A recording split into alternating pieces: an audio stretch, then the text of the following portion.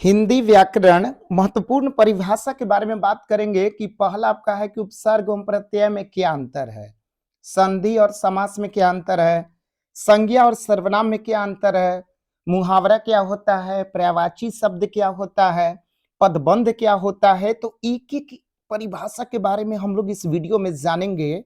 तो पहला आपका है कि उपसर्ग एवं प्रत्यय में क्या अंतर है। तो देखिए क्या अंतर है, बढ़िया से समझते हैं। उपसर्ग उस शब्दांश या अव्यय को कहते हैं जो किसी शब्द के पहले आकर उसका विशेष अर्थ प्रकट करता है। उपसर्ग उस शब्दांश या अव्यय को कहते हैं जो किसी शब्द के पहले आकर, पहले लगेगा आपका उपसर्ग हो जाएगा, पहले आकर उसका विशेष अर्थ प्रकट करता है, उसे क्या कहेंगे? उपसर्ग कहेंगे। अब देखिए, उप का अर्थ होता है समीप या निकट। उप का अर्थ क्या होता है भाई? समीप या निकट। उप का अर्थ क्या होगा? समीप या निकट। सर्ग का अर्थ होता है सृष्टि करना। सर्ग का अर्थ क्या होता है? सृष्टि करना, जैसे कि यथाशक्ति आजन्म।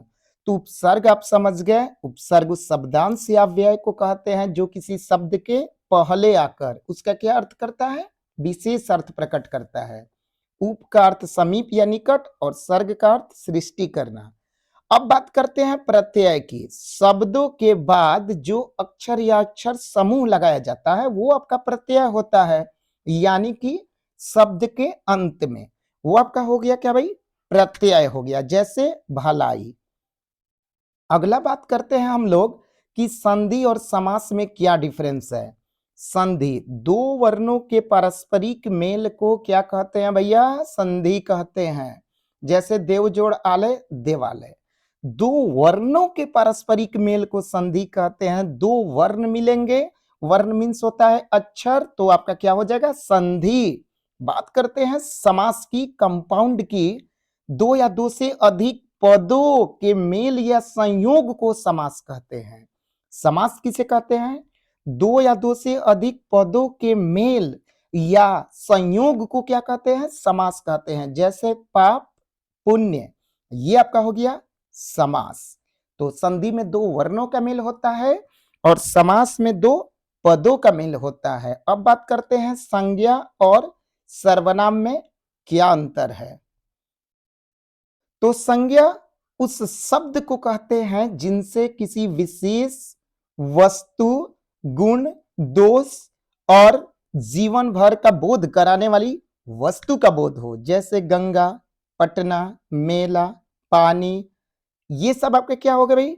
संज्ञा हो गए। आपको याद भी है कि किसी व्यक्ति, वस्तु, स्थान, गुण, दोष आदि के नाम को क्या बोलते हैं भाई?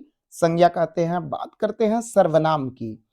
संज्ञा के बदले में आने वाले शब्द को क्या कहते हैं? सर्वनाम कहते हैं। जैसे मैं, तुम, वह, आप, जो इत्यादि। तो संज्ञा क्या होता है? आप समझ गए। सर्वनाम जो होता है वो संज्ञा के बदले में आता है। ठीक है।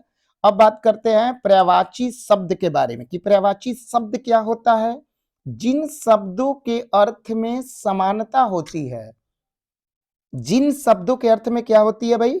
समानता होती है, उन्हें पर्यायवाची शब्द कहते हैं। जैसे अग्नि का देखिए पर्यायवाची क्या क्या होगा? आग आपका हो जाएगा, अनल हो जाएगा, पावक हो जाएगा। तो ये आपके हो गए पर्यायवाची शब्द। जिन शब्दों के अर्थ में समानता होती है उन्हें पर्यायवाची शब्द कहते हैं। जैसे अग्नि का हो जाएगा आग, अनल, पावक। नेक्स्ट आपका है कि विलोम शब्द, ऑपोजिट, विपरीतार्थक शब्द क्या होता है? ये अपने सामने वाले शब्द के विपरीत अर्थ प्रकट करता है। विपरीत मीन्स उल्टा। ये अपने सामने वाले शब्द के कौन सा अर्थ भाई? विपरीत अर्थ प्रकट करता है। जैसे आय का विलोम क्या हो जाएगा? व्यय। आय का विलोम क्या होगा? व्यय आपका हो जाएगा। अगला पॉइंट की तरफ बढ़ते हैं। मुहावरा यानी कि फ्रेज क्या होता है, इडियम्स क्या होता है। तो मुहावरा एक ऐसा वाक्यांश है जो सामान्य अर्थ का बोध न कराकर विशेष अर्थ का बोध कराता है। मुहावरा किसे कहते हैं? ध्यान से सुनिएगा। मुहावरा एक ऐसा वाक्यांश है जो सामान्य अर्थ का बोध न कराकर विशेष अर्थ का बोध कराता है, जैसे अंग छूना, कसम खाना। ये आपका हो गया भाई मुहावरा। बात करते हैं पदबंध की।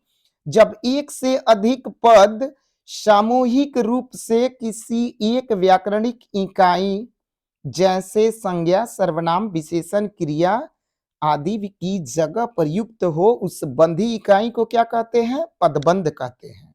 पदबंध क्या होता है?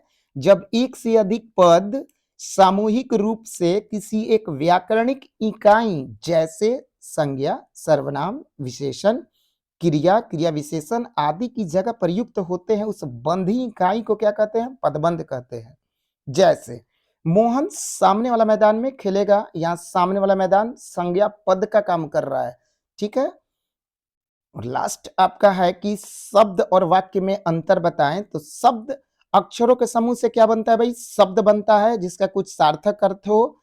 और वाक्य कहते हैं शब्दों के समूह को, शब्दों के समूह से जो बनता है वो आपका क्या होता है भाई? वाक्य होता है। तो इसमें हम लोग क्या क्या पढ़े? उपसर्ग एवं प्रत्यय, वेरी वेरी इंपॉर्टेंट, याद रखिएगा आप लोग। संधि और समास, संज्ञा और सर्वनाम, पर्यायवाची शब्द, मुहावरा। तो ये आपके हो गए इंपॉर्टेंट कुछ परिभाषा जो कि आपके एग्जाम के लिए बहुत ही महत्वपूर्ण है। ओके, धन्यवाद।